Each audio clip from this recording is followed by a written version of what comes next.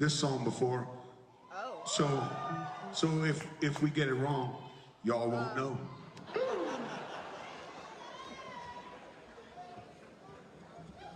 Okay.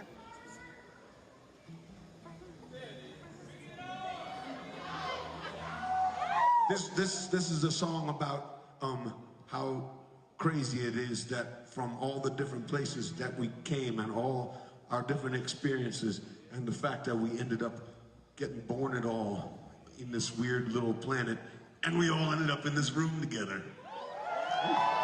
It's highly unlikely. I think that's what it specifically wrote it about today. It was a premonition. This is very exciting. I don't. He's never played it, he said.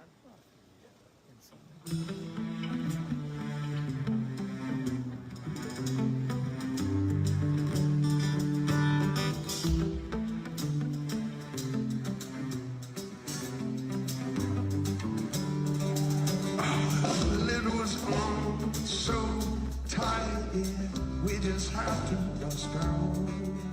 Remember that first night, how it fell right into our hands.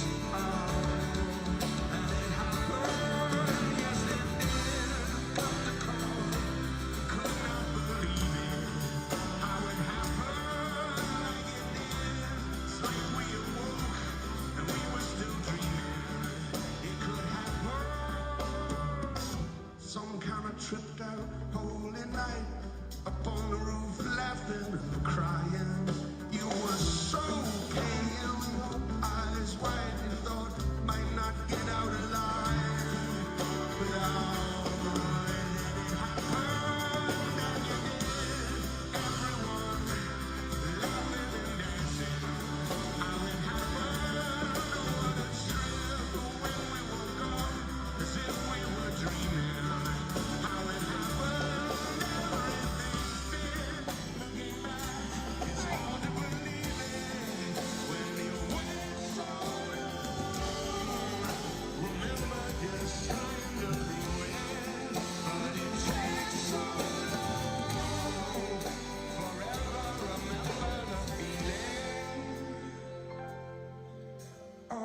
People, they were open wide, marbled in the shadows of light. When you're so loose, you're so tight, suddenly you're on fire.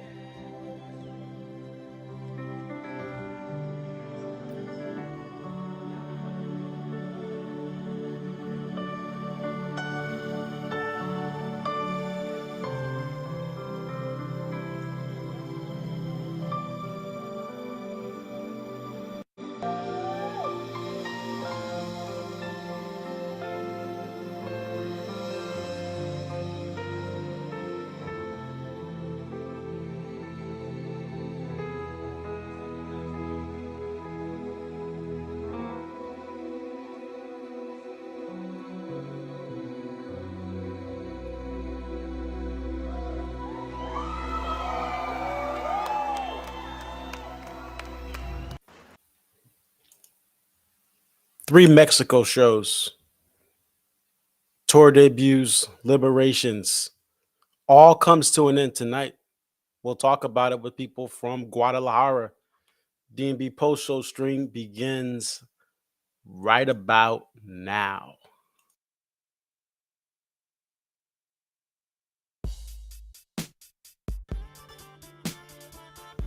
It's your boy Concert Viz 34 back at home.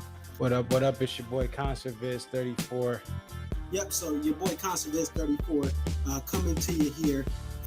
What up? What up? It's your boy Concert Viz 34.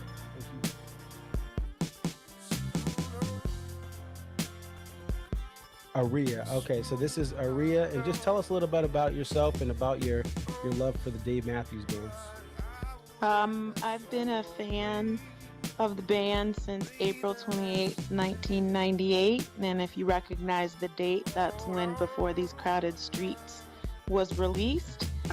Um, Alpine is definitely a better venue than Summerfest, but we'll take it. I think I've been going to shows for about 20 something years. I always tell people, like, compare DMB to now to when I first started. And I got started, in my opinion, I feel like I got started late. Like, I was at the very end of the band's prime. I feel like that 03 to 06 was like the end of the prime. 07, 08 was like, we're at the very end. And then when Roy passed. But Dave really, this is the thing. Dave has put, Rashawn has been assigned the quarterback of this team. He is the coach, the play caller. He designs the jams. Dave just shows up and plays whatever he's going to play.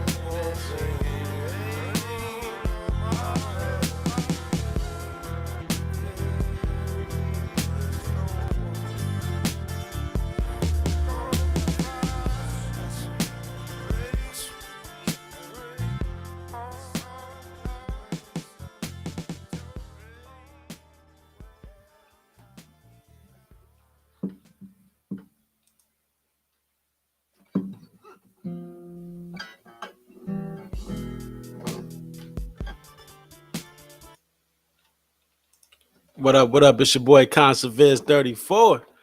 It is almost 3 a.m. and I must be lonely, but I'm not. But welcome to the DNB post show stream. We got 2 new songs tonight. Let's get the set list up here. We'll talk about that, and we got 2 people ready to go. So this was an interesting night. You guys heard It Could Happen, right? And then also we had that E1, right? I think it's something like "You're All I Ever." All right, I'm just playing. I ain't gonna play that. It wasn't the NSYNC "All I Ever Wanted." It was D&B. All You Ever Wanted Was Tomorrow. But without further ado, we're gonna go straight in. We'll bring in our first guest and add in our second guest, and we'll talk about this live. So first, let's bring on America's favorite taper, Mexico's favorite taper, DMB, the entire DMB world's favorite taper, Zach, is going to come on from Mexico. 3 of 3 for Dave and Tim in Mexico, and also 3 of 3 when it comes to Dave Matthews Band in Mexico. Zach, how you doing? Good morning, Marcus. How are we doing? I'm doing well, doing well. Uh, Talk to us about this final show from Mexico for this band's 3 show run here to start off the spring of touring. First, I will say that this run as a total was light years better than it should have been. This these 3 shows opening were some of the best and most energized I have ever seen the band, and in venues that can't physically get more intimate at all with the band. That being said, tonight's show was a little different. I know we talked a lot about the audiences of both Mexico City and Monterrey, and I will flat out say that this was not that kind of show where the um, where Monterrey and Mexico City were a vast majority Mexican nationals and Mexican fans. Uh, this was very, very firmly split. I would say 50-50, if not 55-45 Americans versus Mexicans. And that caused the vibe to be a little different. But I also want people to understand that this show was probably the smallest full band public performance DMB has done in probably well over a decade. I mean, the actual theater itself holds around 2,300, but from my understanding, it was only about 1,000 tickets sold for this show, Mm. if not probably less. I'm gonna And take. the I'm gonna. actual theater itself is Uh, probably the size of a if you've been to like a fairly affluent neighborhood's high school auditorium, it's about that size, if not a tiny bit more. yep, and I just pulled it up here. A picture you had sent me, and yeah, this thing. Yeah, it's like the width of the seats. We have what appears to be like a movie theater wide venue, or like you said, a school auditorium wide venue. And we have some boxes. I know Meg from Ohio was in one of those boxes, side stage almost. And then in the back, there's just some some balcony type, very small balcony areas there. So it's very unique. And also in the videos that were posted to social media, you hear quiet, then cheers like they're right next to the stage, and then maybe a little bit of quiet. So it just was very unique to hop in. Rob popped in for some of this stuff here as well, and again, just interesting to see. He's shooting video from one of those boxes himself. It looked like almost, and just definitely a unique venue. So let's look at first. I want to look at this Bismarck to start off. The first Bismarck to open a show since 2016. What was it like to have that start off a show? I was very, very surprised when it started getting played. Frankly, I was excited to see Bismarck come back. I'm very hopeful that it sticks around a little bit more for this tour. And if anything, I hope that because it's very clear that Dave and the band enjoy playing this song. You can even see like the big smile on Fonz's face while he's ripping through the bass lines on it. He was having a real fun time. I mean, I was lucky enough to have a second seat where I could go a little bit closer to see a little bit more of the band's reaction. And they were having a ton of fun with it, which kind of goes to the point that I know we've talked about before, that the band itself has such a wide catalog of, unreleased songs or live only songs that they've done, that it's got to be, it's at this point, Bismarck has got to be in one of these sessions somewhere. And even though it didn't end it up this on this album, I hope it makes it to some sort of EP or appended version of this somewhere down the line, because it's a great song. Definitely. I don't know if you can see that tweet here. This was from about 1:52 p.m. this Saturday, Eastern time. So that'd be around 11 a.m., 11:52 a.m., local time in Guadalajara. Stefan tweeted, Bismarck is back. Never underestimate your power to make change. You are welcome. And this was a big hit for fans on social media, or if you're on Twitter. And in the replies, people are putting in Kit Kat Jam and this song and that song. So this was definitely, a, you know, a kind of a representation of, hey, people have been asking Stefan for years, this song, that song, this song, that song, and 99% of the time, you don't get much feel like there's much pull in asking Stefan. But here we are. We have Bismarck comes back, with requests being put in, and then also busted stuff. We had some people asking the vocal coach Rab. We had Busted Stuff Saloon at the Gorge, and even we have DMB Tampa Bay as well, kind of making a push for that song, and it comes back. So definitely something that's powerful, or get there's it's definitely hopeful that this band can actually put in the right stuff. Put the songs people want back in the set list. Exactly, and I think to a degree it kind of shows. First off, there is a little bit of subtle shade thrown by Stefan in that tweet, kind of saying like, "Hey, for years I've kind of said that I don't really get kind of say in the songs that we play." I think there have been a couple of times where he's tweeted saying, "Listen, I just kind of show up for this. Dave tells me what to play and I play it." He doesn't really get a lot of creative say in terms of the songs that they work on rehearsal and things like that. But I mean, it sounds like from all this that there's a very good possibility that Dave start might be willing to open the floodgates to some more suggestions, which I think is good for everybody. And especially if it means that Stefan is feeling like he's actually being heard inside the rehearsal space, that's definitely a plus.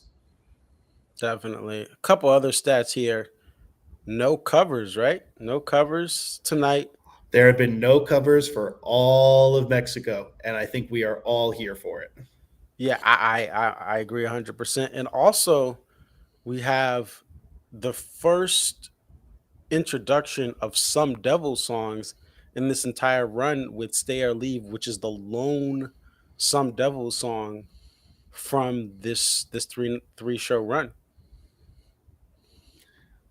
I mean, it's to a degree that's kind of crazy. And even like when you look at the actual song spread for the beginning of this tour, if you actually head over to the songs tab, it'll just show you everything from this tour so far.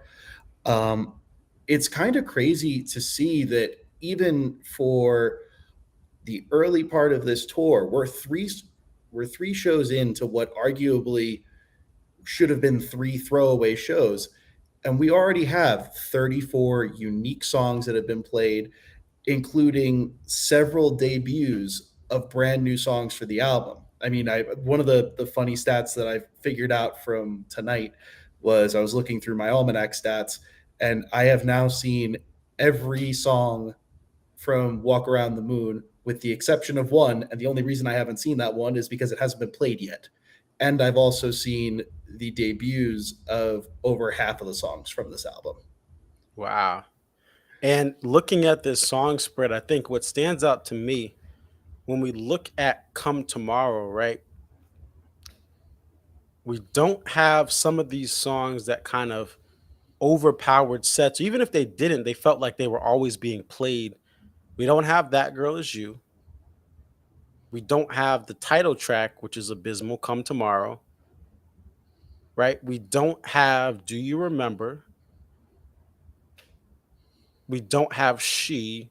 We don't have Samurai Cop. And to me, perhaps some of these do get played in the tour.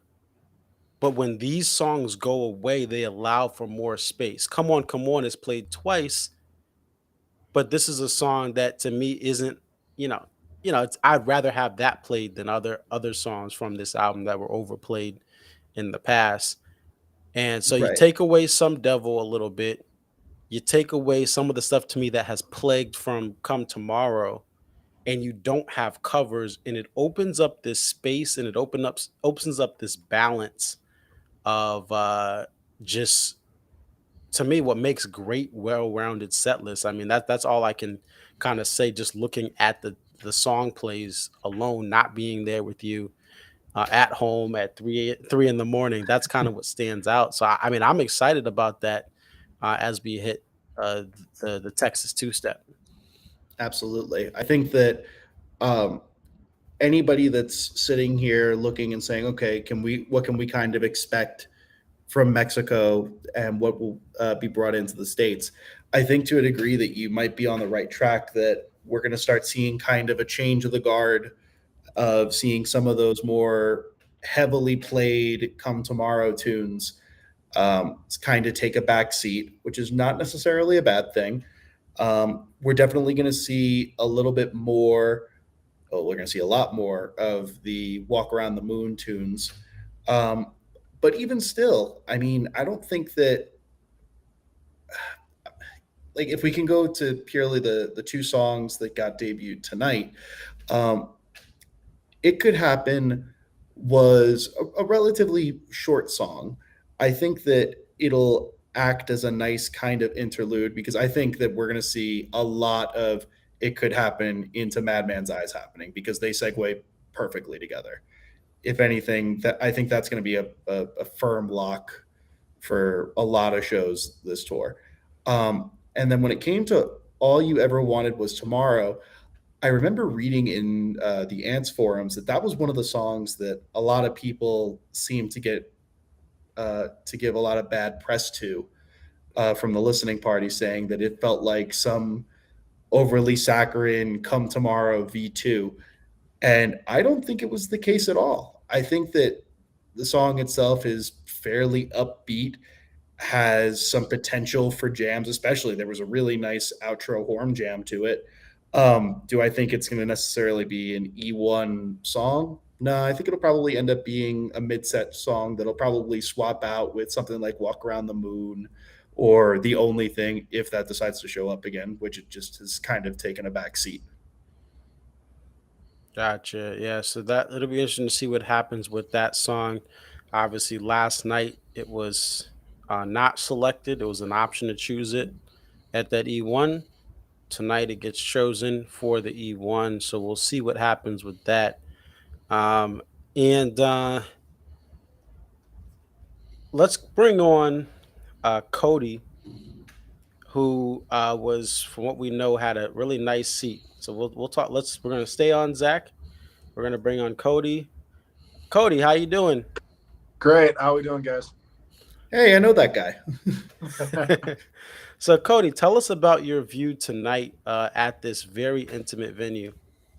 Yeah.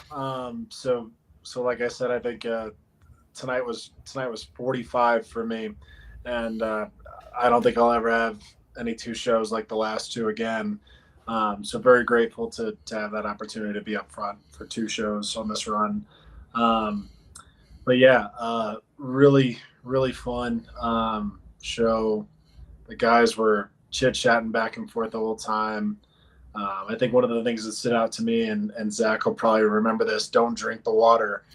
Right beforehand, Carter kind of said to Dave, like, we haven't done that in a while. And so Carter was just kind of like counting off for a long time. And in the meantime, while he was counting off, the crowd started to clap.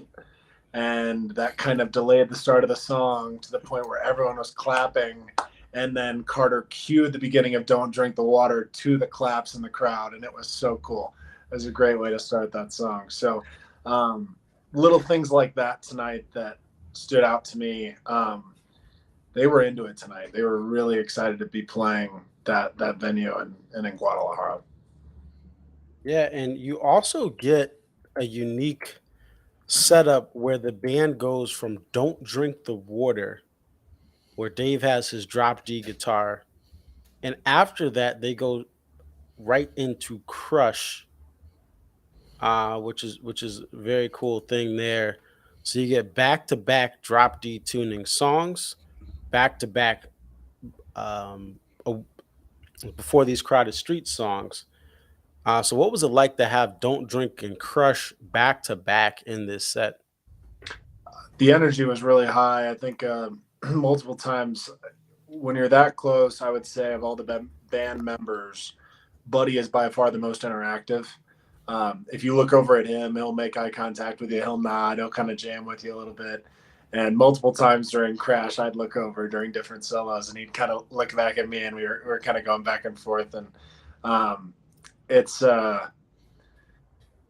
it like I said, I think those two songs back to back, you nailed it. I mean, it just the energy was really high at that point, coming off of. I'm just looking back at the set here. Virginia in the Rain was a little more tame. Lover Lay Down was awesome, but obviously more tame.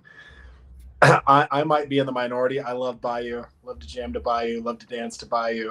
It is definitely an overplayed song, but I think it's what you make of it. And if you're dancing like an idiot, it's always a good time. So, but that run there in the middle was a lot of fun. And then the two song debuts were really what stood out to me tonight. I'm sorry, my connection broke up. You said something good about Bayou. What was it? Mute that. Cut that out. Post. I'm just Do that in kidding. post. Yeah. But that's awesome, and it looks like you guys got the first So Much Bridge Too Much as well. You get that. You have a Monsters in between that Don't Drink Crush and the So Much Bridge Too Much as well. So definitely a little bit more of the Crash fun there. And for this show, on your 2 show run, Cody, how did tonight's crowd and atmosphere up close compare to the last show's atmosphere up close? Yeah, so Zach nailed it. This was not the same crowd as Monterey. This was majority. A lot of folks from California were in the row with me. Oregon. This was a lot of Americans, especially even in the area where I was at. And so I think the energy was pretty high up front. It was in other shows too, but there were more people sitting like in Monterey, even just behind us. This show, I felt like most of the people around me, and of course I didn't have that good of read on that, but I felt like most people were up dancing, jumping around. And again, I feel like part of the I'd say the best part of being up close is just the experience of like getting to see the band members, getting interact with them. And once So Much started playing, Bridge is coming. So myself and the girl standing next to me, I can't remember her name at the moment, but we started pointing at Stefan like, you're up. And he was like nodding like, yeah, I'm ready. Like it was cool to have that little interaction with him. Cause of course, when he starts to jam during Bridge and run around the whole stage. Yeah, a lot of fun with that tonight. Awesome. I want to open this up to both you guys. We'll go Zach and then Cody. We have videos from Rob, from other fans, from our DMB Mexico family of just fans that appear to be gracious that this band is in their country or in their region. There during 41 today, there was just a woman, Rab was explaining during like right as the song was starting, hey, this woman's been just so gracious. Look like she was just in tears. She had her hands like this, and she was so excited. There was joy and tears and emotion. What has it been like being around fans from Central America, perhaps, or from Mexico that are seeing Dave and the band come to their region in what is a rare occurrence outside of the Mexico, exclusive trip? So I have to say, um, this trip, and I plan on doing a full write up about this trip and doing it as a big blog post on Ants. I'm hoping to take care of that sometime next week.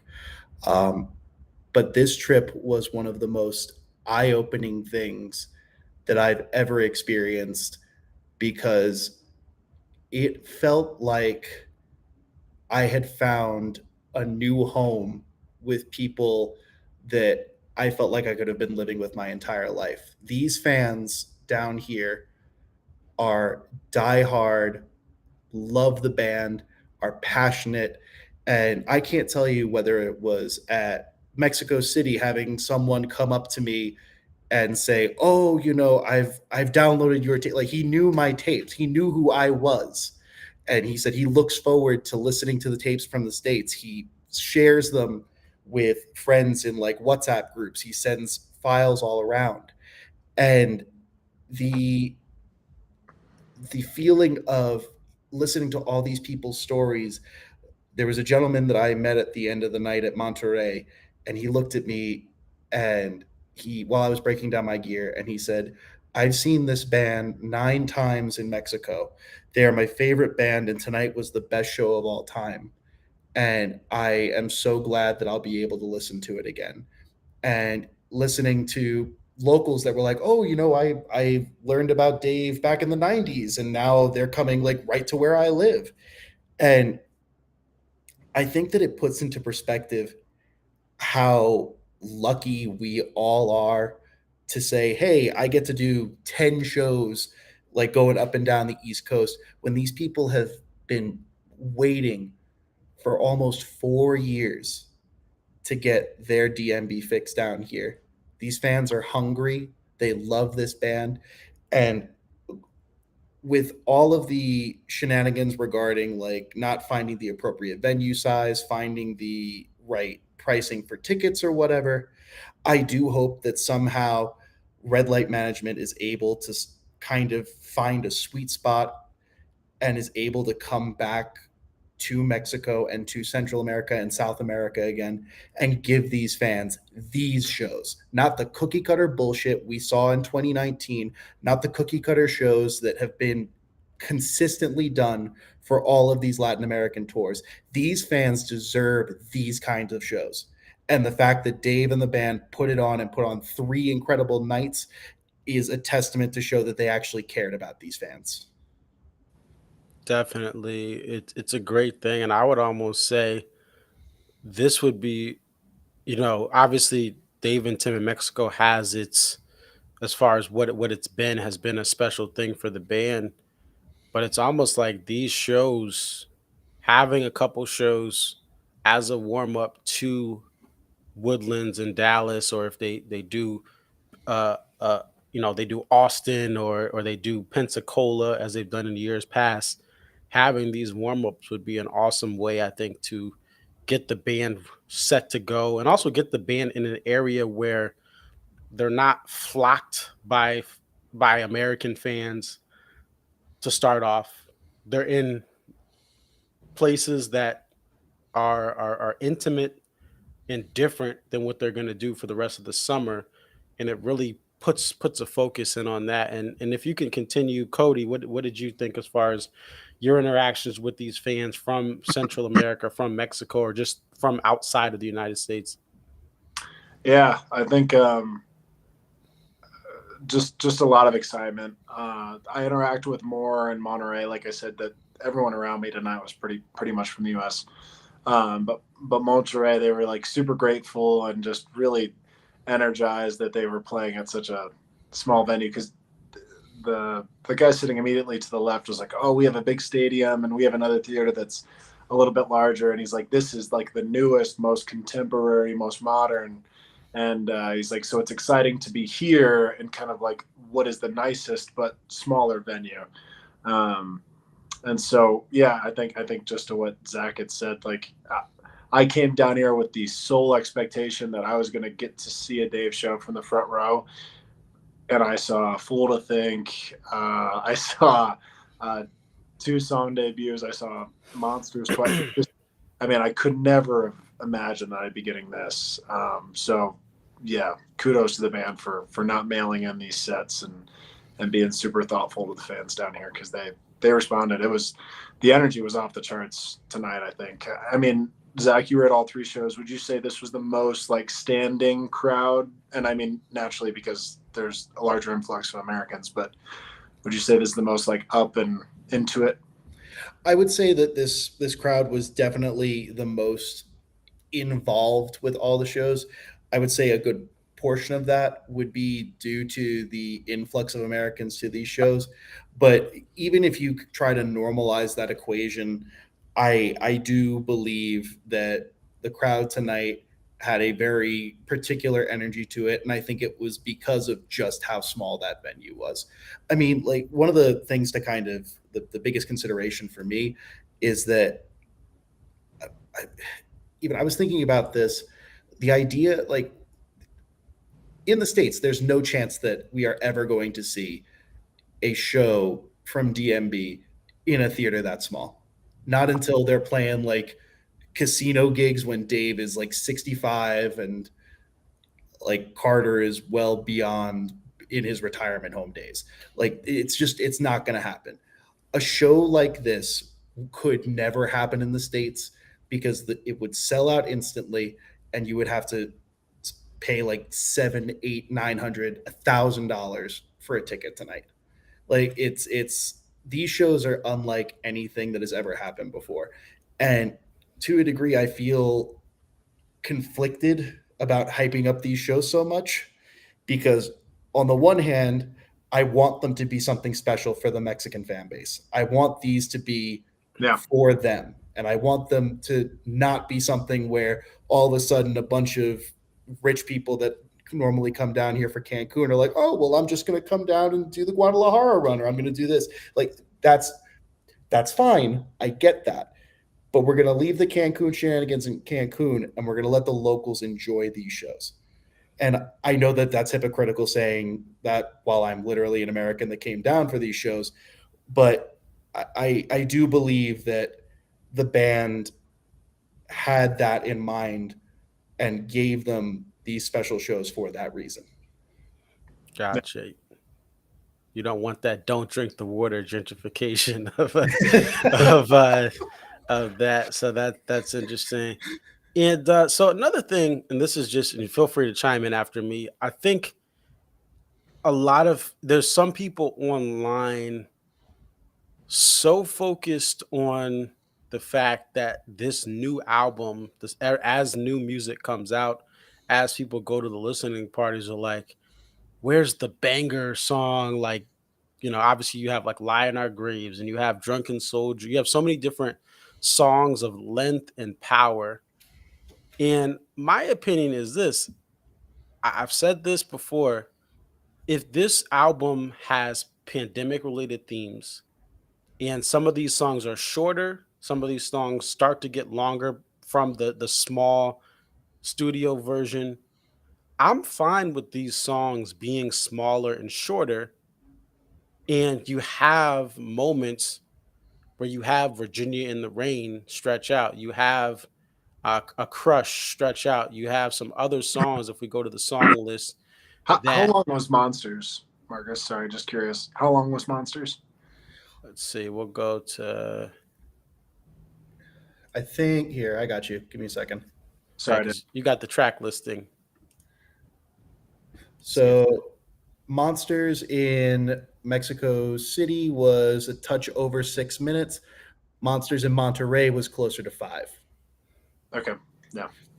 Yeah. Well, also, like, we've talked about it before in the sense that I don't necessarily mind if there are a couple of short songs, because what is it I always say?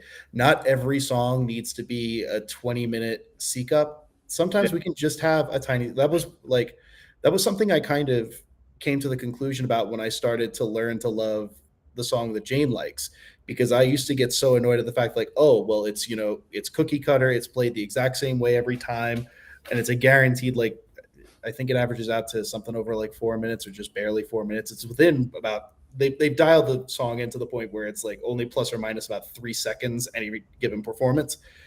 But to that degree, there's something kind of nice about just knowing that you've got that tiny little kind of groove around to it a little bit, and you know you're going to get something interesting or something different next, and it's just over. You just encapsulate that. That's kind of cool. Yeah, I would say so. And I think I've mentioned this as well. Some of my favorite two steps from the 90s, not that I was there, but they're not that long. They're not 20-minute, and there's a time and place for that. And I think there's the era for those 20-minute two steps. I think we look back to like the 2012s to 2015s, or maybe 2010 to 2015. But like the two steps last year were great, and they were only like 10 to 12 minutes. I think this band has it touches. It's not a jam band, and it's not a popular act. It's in the middle. It has a little bit of both. And I think some of the best performances of songs are 12 to 13 minutes from the prime of the band. And then there are songs like Seek Up that are going to be longer, and it works.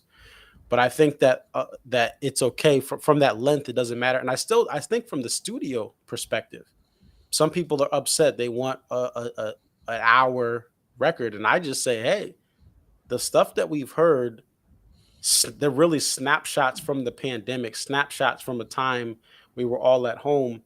I'd rather just have them brief and be quality over quantity. Like people are expecting this. And then also, some fans, oh, they should have had this song on the album. They should have had that song on the album.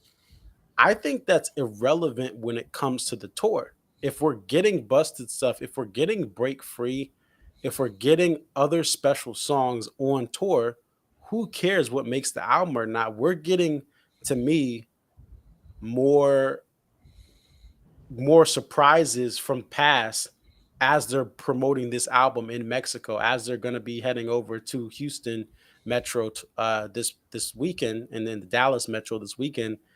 I feel like they're going to touch on this new album, but they're giving us some hits. I mean, deep cuts that we want.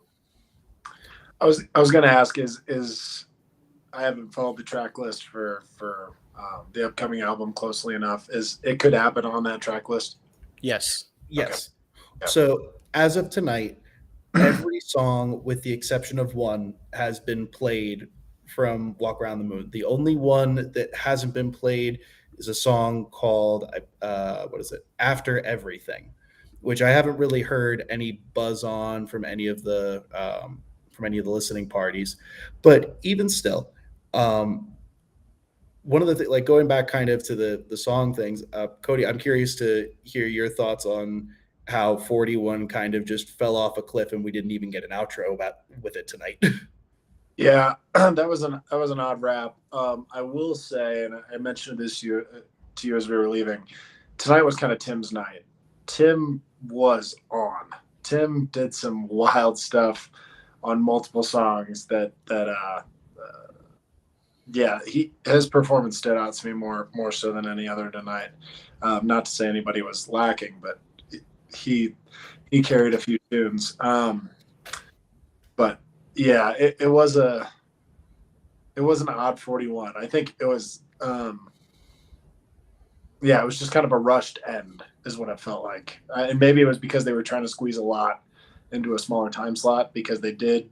I mean, if you count Bridge and PNP, which doesn't look like we do on there, but with those songs, what was the total runtime of tonight's show? Do we see that? Is that available yet or no? Not yet, but they got on stage at 9:10, and then they were off by 11:50. It was the longest of the three shows. It was the longest of the three shows by about 10 minutes or so.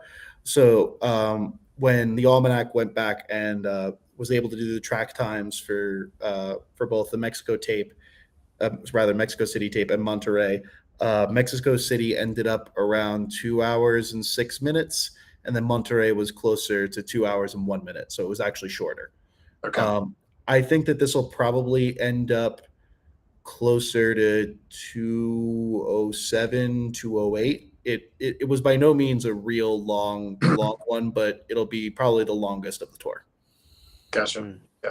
Yeah, I was just curious because it kind of it did feel like we got a lot tonight, and also I think with It Could Happen and All You Ever Wanted Was Tomorrow being songs that led into other songs that kind of moved the show along a little bit faster than they would with a normal break and then come back. Absolutely. And to answer the two questions that Craig from Wales ended up asking in the chat, Bayou was significantly better received in Guadalajara versus Mexico City, and I attribute that solely to the sheer amount of Americans that were there. Because if they were not there, it absolutely would have fallen flat, just like Mexico City. And then Crush actually seemed a touch shorter tonight than Monterrey. Not by a lot. I mean, we'd be splitting hairs there, but I think it'd probably be only about 30 seconds to a minute, if that. Gotcha. Thank you for answering those questions. I also want to just bring you to what I was saying during the show here, just looking at the songs played.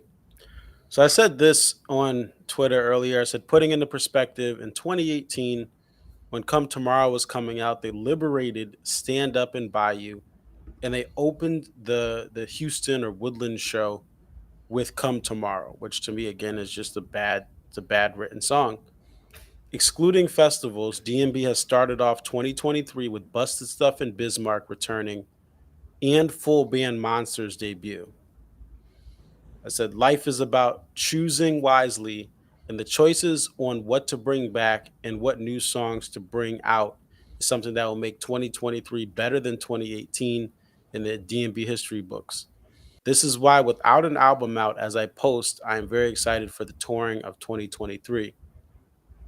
Let's just assume the new album is a production nightmare and all of the songs are too quiet. Even if this was the case, the band is pulling quality bangers from the vault and pairing them with new songs that are better than Come Tomorrow. And that, my friends, is growth. So what do you guys think of that? You guys were there. I'm at home looking at stuff, looking at, cell phone videos. What do you guys think of that? Especially Cody, I want to hear from you first, because you joined this live part of the fandom in 2018 in St. Paul the night before. Yeah. I'll say this. I feel like, Busted Stuff and Bismarck have been awesome. I took the time during Bismarck to record that whole song tonight. My curiosity is, and I don't know if the band would do this, but is it a ticket ploy to get people excited? Like, ooh, some rarities. Maybe get a few more tickets sold to come out, see some of these more rare songs, and then they bank them once the U.S. tour starts and they just play the, heck out of this album, which is a possibility. I hope it's not. I hope they continue to, roll Busted Stuff in Bismarck, but I feel like it's not out of the question that they could just be like, all right, we teased it, we'll put it away, and that'll keep people coming. What's your thoughts on that? I mean, that is a very, very typical DMB move. I mean, it's a fairly typical thing to see some songs that kind of get busted out during, it's usually like the Texas run, like a couple songs that kind of just come out. They stay for kind of the first leg or so of the tour. Usually by the time that we get into July, those songs get played a little less. Maybe a new one comes out that needs to get liberated or whatever. Do I think that it's necessarily a direct ploy for ticketing? I don't believe that. I believe more in the sense that kind of the band gets complacent to some degree, and will kind of want to go back to their comfy zone, which again, I get it, especially when you're playing, four gigs a week in some instance. You kind of want to be able to lean on those songs that are a little easier. But even with in comparison, what we're seeing right now to 2018, first off, I think we're way too early to even start throwing those full projections out. I think that we got to get through at least like a dozen shows of America before we really start throwing the full comparisons on it. But even with recency bias, I do think that there are stronger songs, plural, from Walk Around the Moon than what we got from Come Tomorrow. I think that there's Yeah. stronger songs that work live versus, I mean, God, I'm thinking about when Come Tomorrow, the song debuted, and I wanted to vomit. That song is so painfully bad, which is why I was really confused when people started comparing um, All You Ever Wanted Was Tomorrow and saying it was Come Tomorrow V2. I mean, Cody, even from listening to it tonight as the E1, I heard zero resemblance at all. Even like lyrically, they were like, oh, well, it's a really saccharine lyric. Like, I didn't get that at all from that. I thought it was a significantly light years better song than it. Yeah, I didn't get a Come Tomorrow vibe from that tonight live. I filmed both those horizontals, so I'm gonna send those to Jason Stessel, and hopefully he can peel together something. I know he does a lot of those. Yeah, and Yes. I think that unfortunately, just due to some issues with where my gear was tonight and all that, it's going to take a little bit of time. I even just took a quick look at the tape before we got on. I'm gonna have to go into the lab and do some fixes on it because, boy, there are definitely some fixes that need to be had. I it will not be as good as Mexico City or as Monterrey, but overall it'll still be a pretty solid tape. So expect that coming out in the next, in the next week or so when I have a good 2 or 3 days to kind of sit down and Reaper and Adobe Premiere and not want to blow my brains out. All right. So you guys heard that here. Just be patient with this tape, and really, Zach, we appreciate the how quickly you've been able to get these other tapes out as you're traveling. I wanted to pull this up here. Now, this is how they marketed, this whole thing, and this is more of a promotion for the U.S. tour, because the Mexico dates, you are people already had their plans, whether you're in Central America or the States. But they say this a couple days ago: classics, new songs, and a few surprises coming your way. So this is how they're promoting this tour in 2023. So there's an awareness by the social media team to actually put this out as hey, this is how visit the website. This is what you're gonna get. So we do have songs like Shotgun outside of Homedale, New Jersey, stayed down south. We've seen songs like Beach Ball in the past come up down south and then not make the trip up north like it did a decade ago, right? Right. So there are things that happen on that end, but it seems like they have a new social media. There's been a new hire at least And on the they social actually media, seem to know what they're doing. It right? seems like they finally realized that they can't just post pictures of the poster with the set list as an Instagram caption anymore. So whatever unfortunate marketing intern they decided to get uh, and pay them in exposure and a good letter of recommendation, I will say I hope they are actually paying them because they've been doing a real good job, and they're even interacting on social media, like replying to fans, which is Yes. beyond me. And also, as just a quick aside from Craig, uh, the poster, first off, there were stacks of it still available tonight. There's only one, even though Raul, the poster artist, made a point on his Instagram post just recently. He showed 3 different art styles for it.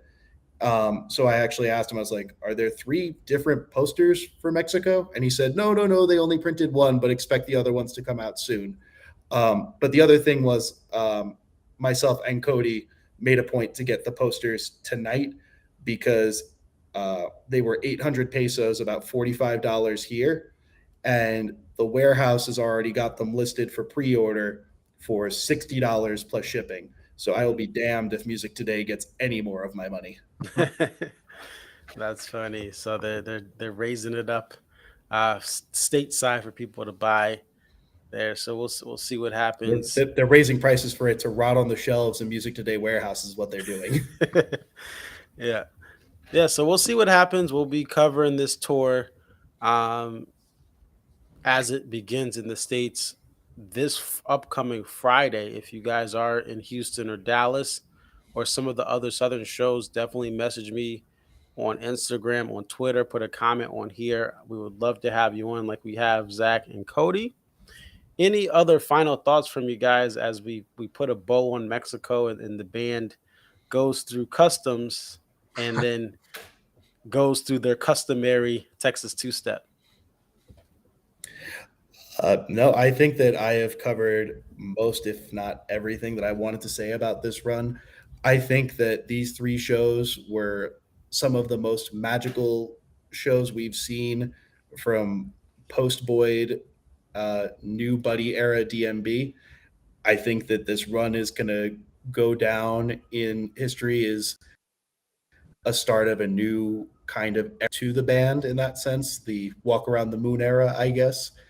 And I think that all of these shows should make people very excited for their local amphitheater show coming up, where they're going to be spending far too much money on beer and puking all over the lawn.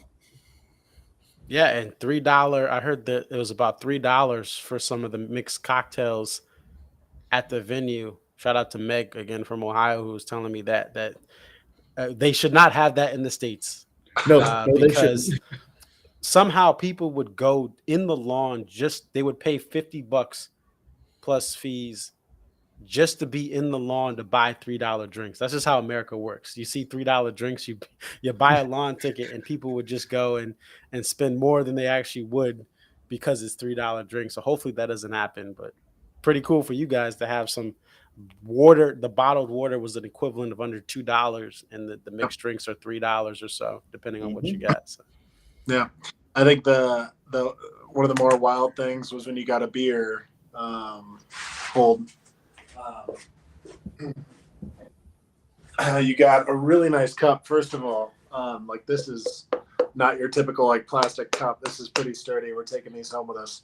But it was the equivalent of 2 bottled beers poured into one, and that was $4. Wow, which is insane. Like, you know, we keep on talking about that we shouldn't let the gringos come down to Mexico, and you just keep on giving more reasons for the fan base to come down to Mexico, my dude. Yes. We got to stop there. Yeah, it was a phenomenal experience, like Zach said. I won't ever have anything like this. 45 shows. I finally got one of these, so that's pretty cool. All right, there you go. So, very cool to get that. Just an amazing experience. It's going to be interesting. I'm headed to Houston and Dallas right after this, so we'll see how snobby I feel, going to these experiences. But I am really excited to see the U.S. start. I travel for work, and I always book a Texas trip to start the tour just to visit some clients. So I'll be doing that Wednesday, Thursday, and then Friday, Houston, and drive down to Dallas Saturday. All right. And we'll see what you get. And are you going to be uploading your videos to YouTube, Cody? I don't have a YouTube account, so I could always send it around. I feel like I just send my videos to people. They get it where it needs to be. So I'll probably send to Jason. Happy to send to you too if you want to take those and throw them up. So I listen, we'll get it uploaded. Like, we'll talk after this because I think one of the things I say this, I think the Couch Tour is great as far as what they give to the connection to fans, but we need more horizontal videos.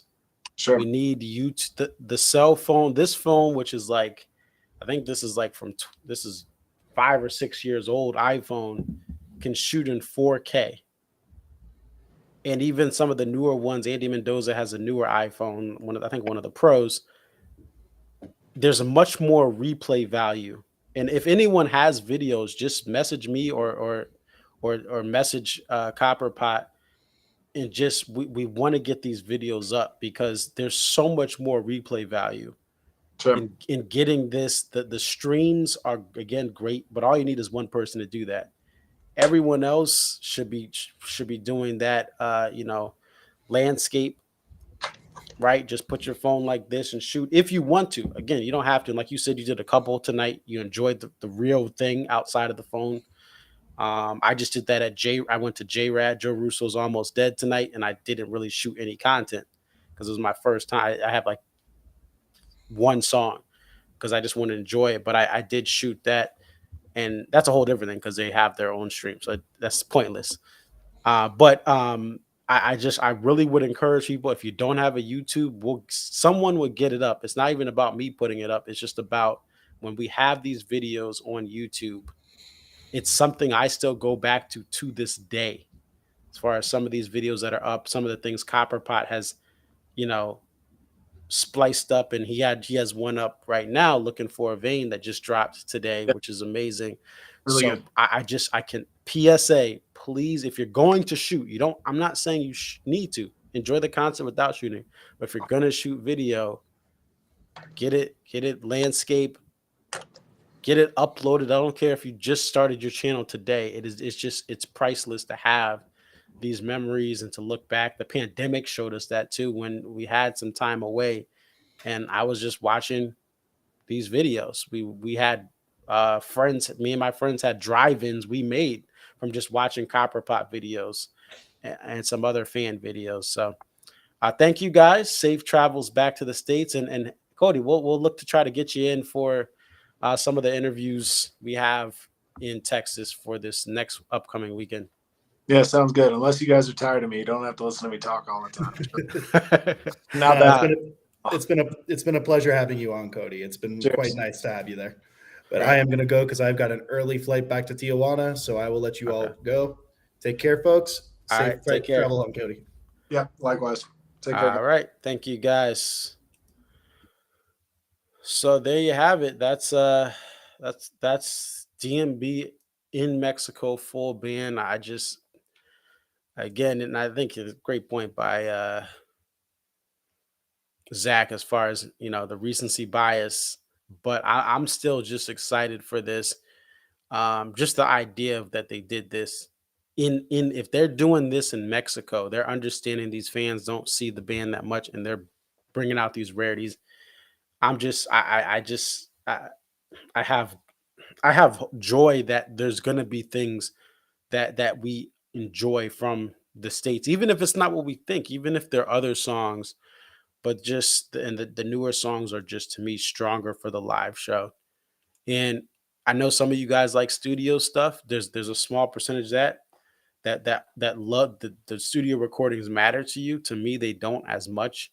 Even though I listen to the stuff on my run, if Break Free isn't as good, I have the Bats and Sessions Break Free, allegedly, right? If they're not as good live studio wise, listen, the most important thing is the live show.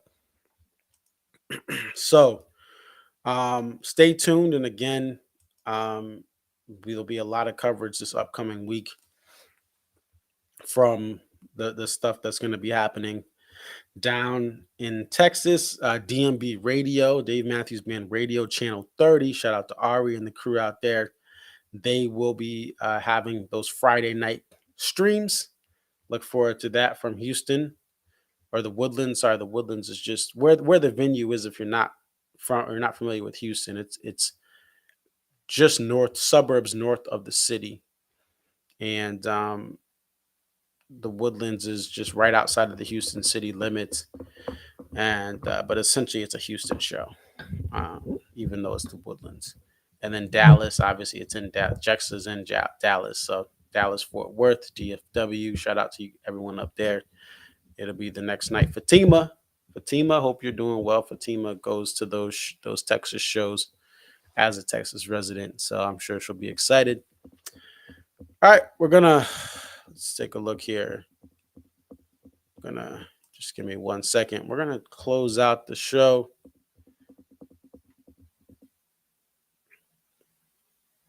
Let me just see if I can pull up a video. So yeah, I did go to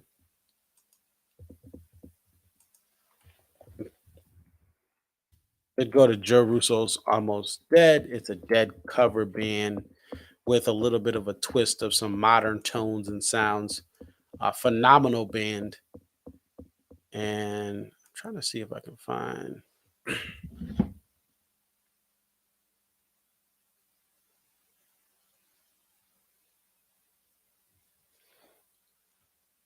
Give me one sec. I'm gonna try to close out with this. Just a snippet of a song.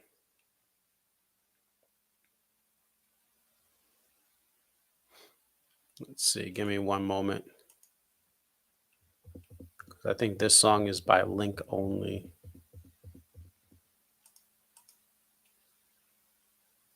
There we go.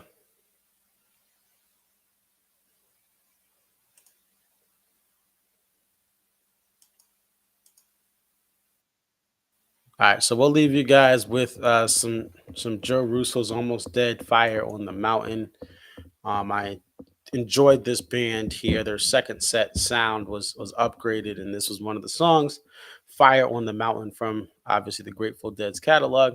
It's your boy ConcertViz34. Like, comment, subscribe, share the video. I have a playlist that is on YouTube where you can watch all of the Mexico full band coverage. And I will be putting that on social media as well. So if you missed the things, you've been busy, had a lot to do, just haven't been able to get to computers, you're on vacation and coming back, you can watch these. But for now, enjoy this Fire on the Mountain outro from the ending jam from the show this past Saturday night that I went to here in New Haven, Connecticut, the pizza capital of the world, of this side of the Atlantic, I will say. Thank you guys for watching. Peace.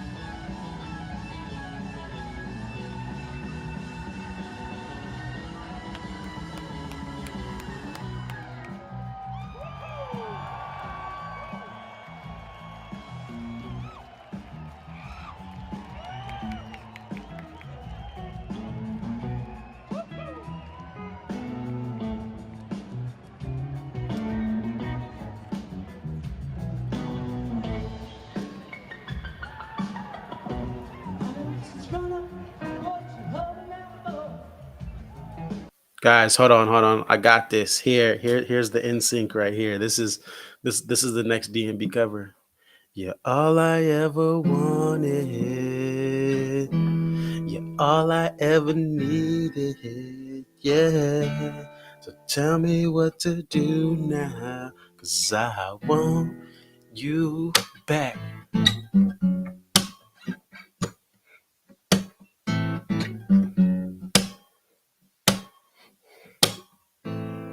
DMB's coming back to get to the stage side, Texas to step. And we're gonna be paying a lot more for tickets. Shotgun's all I ever wanted. Busted stuff and kid catching. Find me what to do. Oh, all right, that's it. That's the show. Peace.